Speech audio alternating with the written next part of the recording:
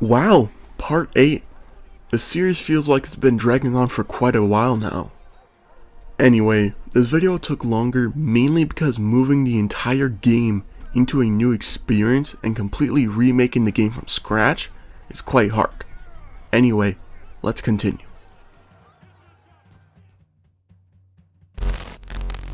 The first thing I did was making a new experience.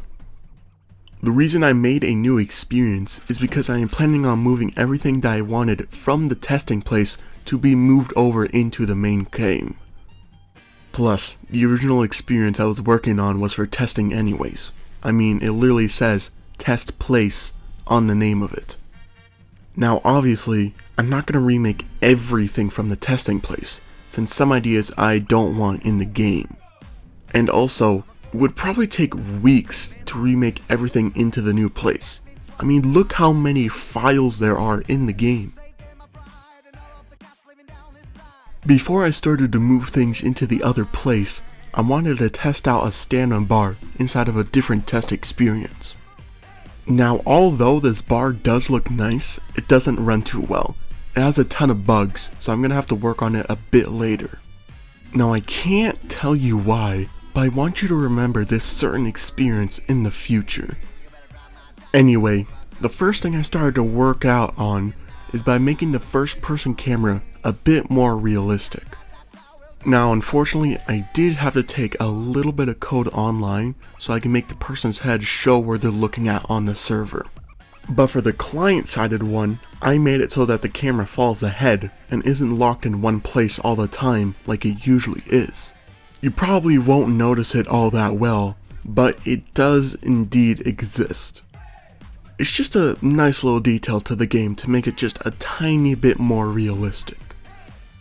In the testing place, I decided to work with Roblox's lighting system a little bit more. After 5 minutes or so, I got a result that looks nicely to the game, and it sort of fits the theme for the game that it's going for. After, I made a quick little script that makes a sort of fading for whenever an event is fired. This fade is to make transition between parts more easy to deal with later on, instead of making it each time a cutscene plays.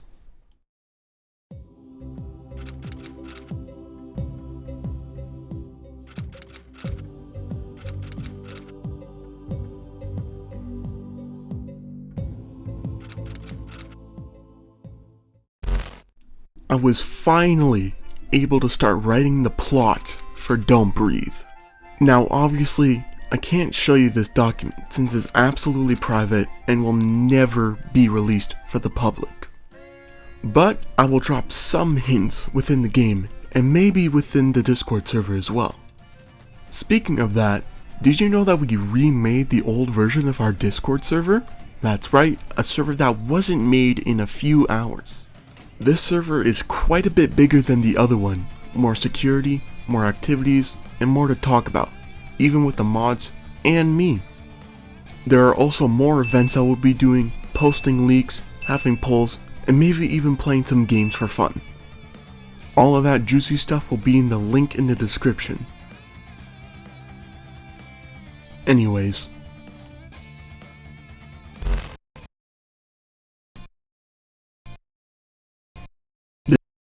this episode was mainly focused on the building part of Don't Breathe. So to make building houses and larger places a bit easier, I made these walls. These walls are meant to be like building blocks to structure out the building first and then get onto the smaller details afterwards. Think of it as like a puzzle piece and how you can make it go on for how tall, long, and wide that you want it to be. Next, I made stairs to signal how tall a floor will be. I made 3 types, 2 of which will have turns inside of them. Next, I made a new project inside of Blender. Inside of that project, I made some door models. These models will be used for doors throughout the game. I also made 2 different handles for the doors so that there will be more variety within them. After, I export them all into Roblox Studio and size them down to the player's model correctly. Then, I started to make some window models and window frames. These models make modeling a house way easier, since you don't need to build new things for each house every single time.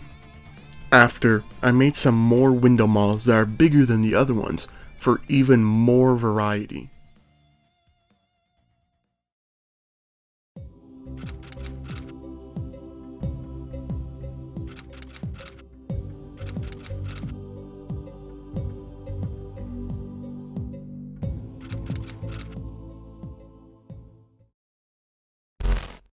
This time, I tried to recreate the AI that I made in my previous game, but it didn't work unfortunately. After that, I decided to remake the old main menu since it was extremely small. And I also wanted to make the background of the menu a bit more interesting than just being nothing. But before that, I also imported the old loading script into the new experience so that the game can properly load in.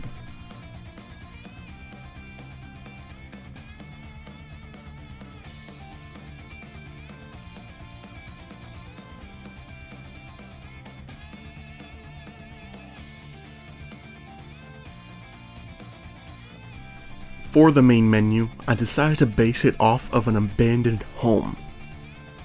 Before making the home, I decided to focus on the things that are going to be within the home to fill it up a bit more and not to have the house be empty. Because of that, I made another Blender project and started to model a few things that would be inside of the house. I wanted to get this video released as soon as possible, so I was only able to make one prop for now. I'll make a ton more in the next video though. And that's all I could get done for this video today. Unfortunately, I couldn't get as much stuff done as I wanted to within the first time, mainly because of school. Also, YouTube isn't really helping out that much because the continuation of my videos keep getting copyrighted. Around 70% of my videos are copyrighted. I don't completely care about the money, but still nice to get at least a little bit from doing what I like instead of getting absolutely nothing out of it. Anyway, thank you guys so much for the current support on the channel, since it's still incredible. Remember to check out the Discord server in the link below. Anyway, I'll see you next time.